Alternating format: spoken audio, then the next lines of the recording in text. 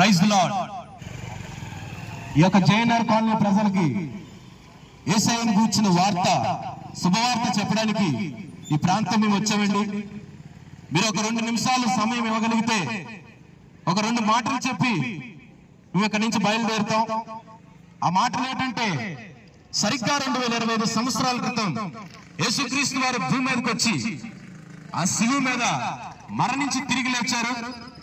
ఎందుకు యేసుక్రీస్తు వారు భూమి మీదకి రావాలి, ఎందుకు ఆ శిలువ మీద మరణించాలి అంటే, భూమి మీద ఉన్న ప్రతి ఒక్కరు పాపముతో నింపబడ్డారు.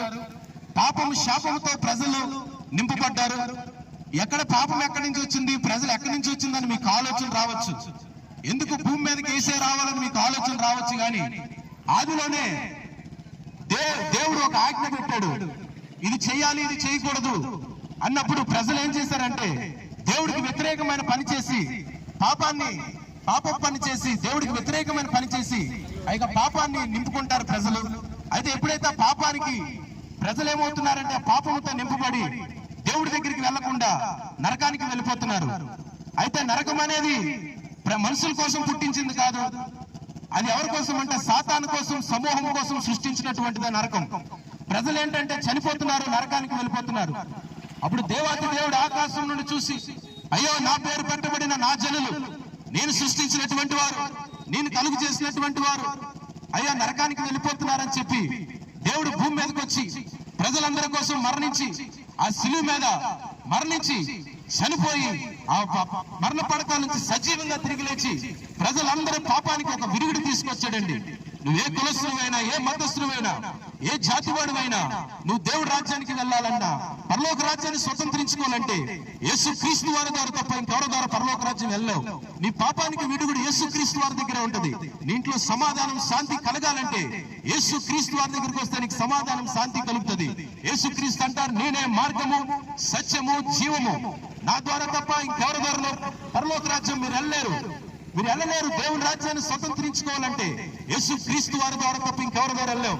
నువ్వెవరివైనా అవ్వచ్చు, ఏ మతస్థువైనా, ఏ కులస్తువైనా, యేసుక్రీస్తు వారి దగ్గర రా, ఆ పరలోక రాజ్యాన్ని స్వతంత్రించుకో.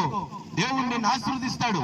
బైబిల్ సెలవిస్తుంది, బైబిల్ గ్రంథంలో రాయబడి ఉంది, ఆ 12 సంవత్సరాల నుంచి రక్తస్రావణంతో ఒక స్త్రీ బాధపడుతుంది.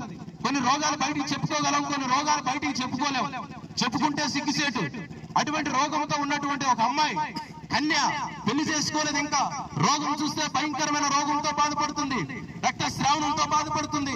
పడుకున్న సుఖం లేదు, తింటున్న సుఖం లేదు, ఎక్కడికి వెళ్తున్న సుఖం లేదు. ఎందుకంటే చెప్పుకోవడానికి చెప్పుకోవద్దు తెలిసిన రోగం కాదు అది. ఎప్పుడైతే యేసుక్రీస్తు వారి ఎద్దుకు వచ్చిందో ఆ రోగము, ఎప్పుడైతే ఆవిడ మీద దేవుడు ముట్టాడు ఆవిడ్ని, వెంటనే ఆవిడకి స్వస్థత కలిగింది.